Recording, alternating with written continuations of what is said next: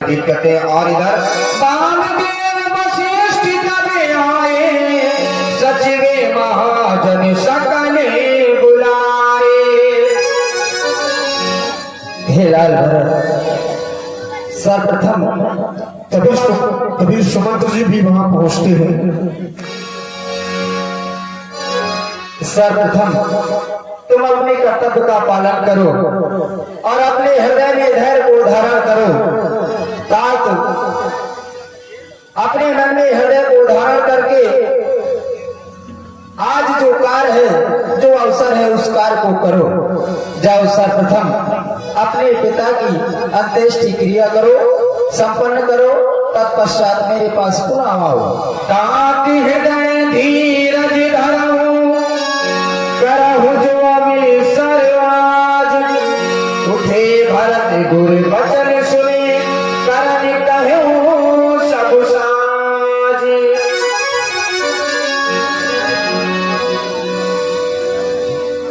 और उठे भगवान की वाणी को सुनकर भरत जी उठे और उन्होंने सब प्रकार की तैयारियां करना चालू करते हैं।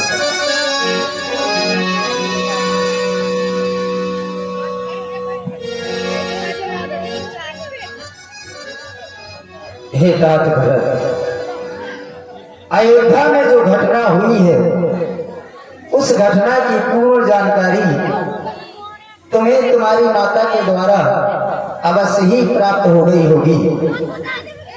और यह समय सोचने का नहीं है, क्योंकि सुनो भरत, भावी प्रबल क्योंकि होनी बड़ी प्रबल होती है। यह सब हम लोगों के हाथ में नहीं होता, क्योंकि हानि लाभ, जीवन मरण, यश अपयश, विधिहात, ये 6 चीजें विधाता के हाथ में होती है। अस विचार कही देइए दोषु, ऐसा विचार करके हम किसको दोष दें? तुम्हारी माँ कैकेयी को या मंथरा को? किसको दोष दें? क्योंकि भावी प्रबल होती है। व्यर्थ काहे पर करिए रोसु, किसी पर रोष करना अव्यर्थ है। तुम तो अपने पिता के बारे में भली भांति जानते हो। क्या तुम्हारे पिता सोचनीय हैं? अपने मन में विचार करो। तात विचार करो मन माही, सोच जोग दशरथ नृपनाही। तुम्हारे पिता सोचनीय नहीं है। सोचनीय कौन है? तो बताया गया, सोच ही विप्र जो वेद विहीना, तज निज धर्म अविषय ले लीना। वो ब्राह्मण सोचनीय है जो वेद से विहीन है, वेदों को नहीं जानता, अपने धर्म का परित्याग करके विषय में लीन रहता है। वो राजा सोचनीय है जो नीच को नहीं जानता। सोचा ही निपति जो नीत न जाना, जे ही न प्रजा प्रिय प्राण समाना। जिस राजा को प्रजा प्राणों के समान प्रिय नहीं होती, नीत को नहीं जानता, अब वो राजा सोचनीय होता है। फिर तुम्हारे महाराज, तुम्हारे पिताजी तो ज्ञानी थे, साधारण नहीं, धर्म धुरंधर गुण निधि ज्ञानी थे। उनको अपनी यह प्रजा प्राणों के समान प्रिय थी। वो सन्यासी सोचनीय है जो तप छोड़कर के भोग के पीछे भागता है। माताओं से अनुरोध है कि आप लोग समाज को न बिगाड़ें। हाँ, झगड़ा करना है तो आप लोग घर में कर लें, लेकिन यहाँ पर आप लोग शांति से लीला का आनंद लें। सभी माताएं बैठ जाएं और जो घर को जाना चाहती हैं तो आप लोग शांति पूर्वक जा सकती हैं। इसलिए हे लाल, सोचनीय नहीं कौशल राव, भुवन 4 10 प्रगट प्रभाव। तुम अपने पिताजी के प्रभाव को जानते थे, इसलिए चाहता हूँ अब तुम वही कार्य करो जो तुम्हारे पिताजी की आज्ञा है। अब इस राज्य का कारभार संभालो, क्योंकि यह प्रजा अपने राजा के बिना बहुत ही प्रताड़ित है। चाहता हूँ इस राज्य को ग्रहण करो और सिंहासन पर आरूढ़ हो जाओ।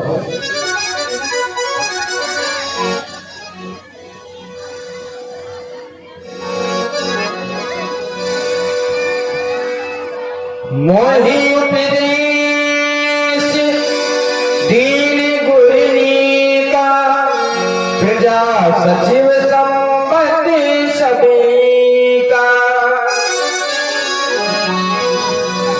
हे गुरुदेव, मंत्री वर्ग के द्वारा भी अनुमति दी गई और आप तो हमारे श्रेष्ठ हैं, आपके द्वारा भी ये अनुमति दी गई है। तो मेरा तो यही कहना है कि मैं इस राज्य को नहीं करूंगा। मेरे जो उद्गार है आप श्रवण करें। मैं नहीं चाहता बड़ा बनूं, रहने दो छोटा ही मुझको, ये शासन का अनुशासन मत दो, करने दो सेवा ही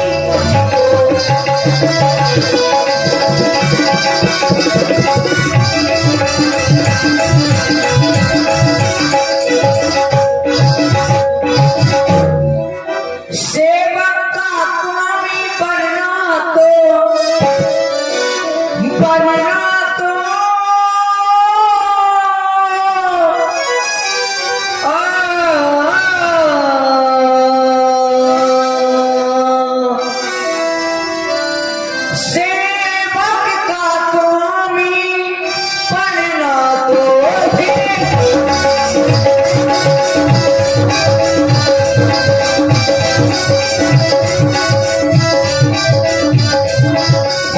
का स्वामी बनना तो सेवक का स्वामी बनना तो सेवक का स्वामी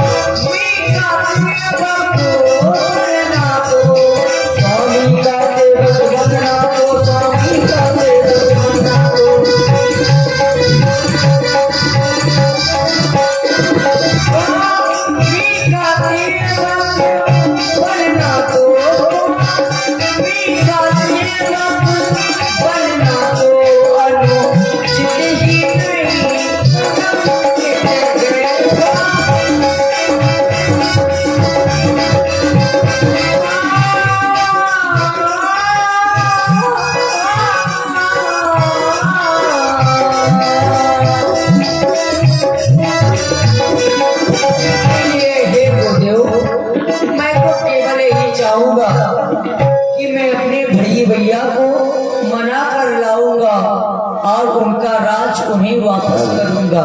हाँ, तो समाज से निवेदन है कि आप अपने यथास्थान पर बैठे रहें और माताओं बहनों से भी निवेदन है स्थान पर बैठे रहें, कोई दिक्कत नहीं है। देखिए सभी दिक्कतें समाप्त हो चुकी हैं और कमेटी से निवेदन है कि जिनकी गश्ती पर ड्यूटी लगी है वो सख्त प्रभाव से गश्ती दें तो महान दया होगी।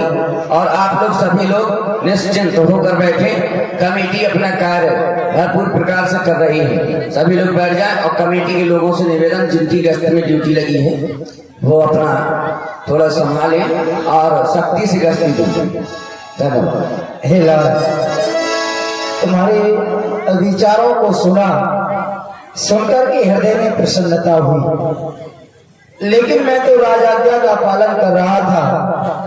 जैसे तुम्हारे बड़े भाई श्री राम पिता की आज्ञा हेतु 14 वर्षों को वन के लिए प्रस्थान कर गए हैं और तुम्हारे ही पिता की ये आज्ञा थी कि इस अयोध्या का राजपाट भरत को दे दिया जाए, लेकिन तुम्हारी इच्छा है, तुम अपने भाई को मनाना चाहते हो। तो मैं तो यही कहूंगा कि अगर यह कार्य तुम पूर्ण करने में सक्षम हो तो तुम्हारा यह कृत्य, तुम्हारा यह चरित्र स्वर्ण अक्षरों में लिखा जाएगा।